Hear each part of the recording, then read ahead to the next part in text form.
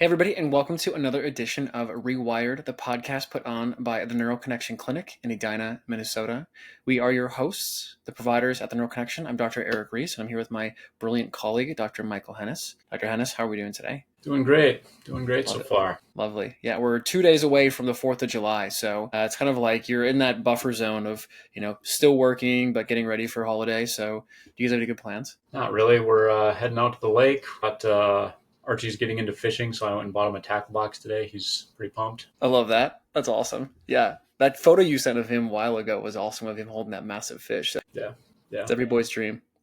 So it's great. And with that being said, today something we wanted to talk about is kind of a topic that's been relevant. And Dr. Hennes has a patient that is currently in the office right now dealing with this, is talking about persistent vertigo and persistent dizziness. For patients out there who are dealing with this, it's a very unfortunate series of events and symptoms that people struggle with. But what we want to tell you and let you know is that there are options and there are solutions out there. I think maybe one of the first things, Mike, that would be helpful for people listening is maybe just talking about the differences between vertigo and dizziness and why they're actually different conditions and not just lumped together and being treated as the same thing. Yeah, I think this is probably one of the biggest issues with getting treatment for this is because as patients, most of the time you don't know how to communicate this. And the problem is most doctors don't know how to communicate it back to make sure you're saying the right thing. So if you say you're dizzy, that means one thing.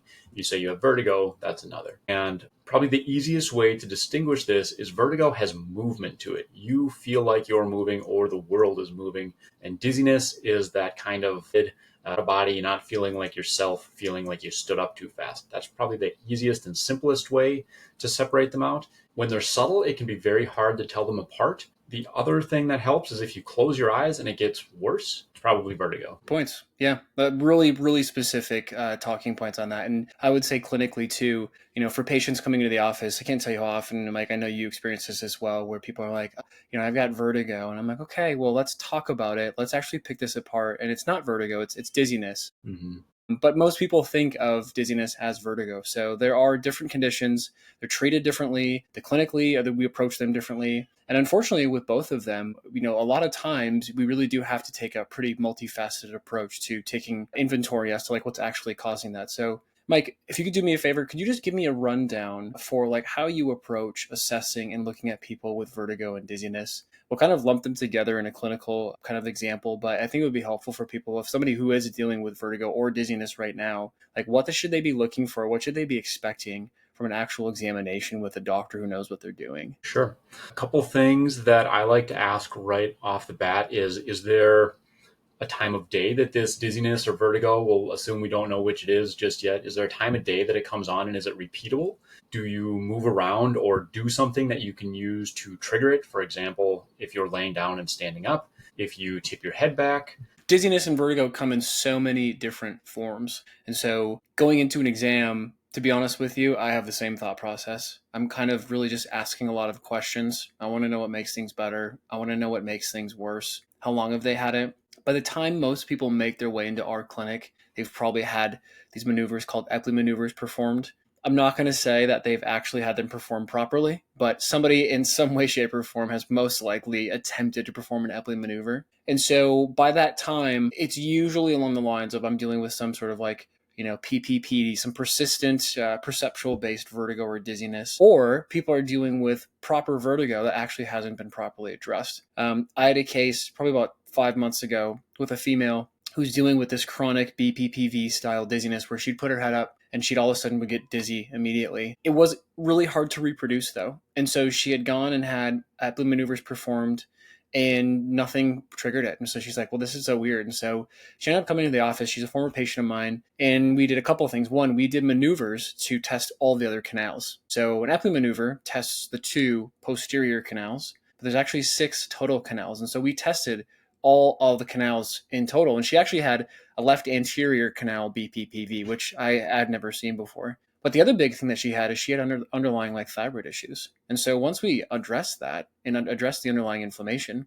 she got a lot better really quick, and she's still doing awesome. So Mike, any clinical pearls or gems that you can kind of share on that side with patients that you've seen who've come in and they've seen all the doctors, of course, but you've been able to help them get better or help them find symptomatic relief? Yeah, there's actually two things that come to mind when we talk about BPPV, which is the crystals or rocks in your ears, benign paroxysmal positional vertigo, for anybody who's not up on the acronym. First is that even though that crystal may have cleared, so maybe you did the Epley maneuver the right way and it's gone, there's still a calibration issue with that. The stimulator input's really powerful. So maybe you had these crystals stuck, somebody got them unstuck, but your brain reprogrammed because that stimulus was so strong. Now it thinks your center is way over here. And so if you're not calibrated to that, or more pointedly, if your center's not brought back to center, you'll still have symptoms even though you don't test positive for it anymore.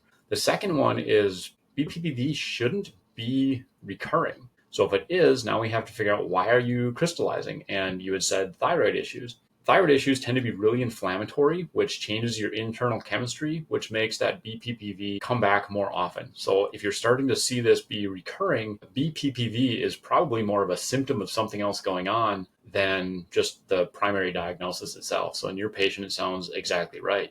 You had thyroid condition that kept causing this inflammatory cascade, causing these crystals, making her dizzy. But if you stop there, she feels great and never finds the thyroid issue. Yeah. Why do you think most patients struggle with that? I mean, I have my bias and beliefs, but why do you think most people struggle with getting their dizziness treated properly? I think a lot of times it's because it starts so subtly, right? It's not always that intrusive in their life right away, or they think it's normal, right? I stood up, so I got dizzy, or I'm tired, so I got dizzy. Being dizzy isn't really normal at any time of the day, right? If you can point to something like a recent concussion or something like that, or you're dehydrated, whatever, all right, fine, maybe we'll give you a pass on that. But being dizzy isn't normal. And I think a lot of people just think it is, or it comes on so subtly that they don't realize how severe it is, or it just builds over time and gets worse and worse and worse. They think, oh, it's just the dizziness I've always had. Well, you weren't dizzy a couple of years ago, but because it was so chronic or slow building, it's hard to identify that. Dizziness is common, but it's not normal, right? It's just like Correct. diabetes. It's like all of the other things we battle, clinically and socially, and with where we're at in the U.S. But I also would say as well too that there's probably a lot of misconception about dizziness and vertigo as well. Like people think like, oh, I get dizzy going from seated to standing. Well, that's quite common because they hear about it a lot, and that's not normal as well. People will say, oh, well, my partner got dizzy or my parents got dizzy, and so therefore like I'm prone to it. And it's like, well, there's not really any genetics that I'm aware of, maybe you are, that would set you up or predispose you for that, outside of maybe like some autoimmune hypothyroidism issues or Hashimoto's, but nothing else that's set in stone. But you brought up a relevant point. That's a really key factor too, is just taking a really good history.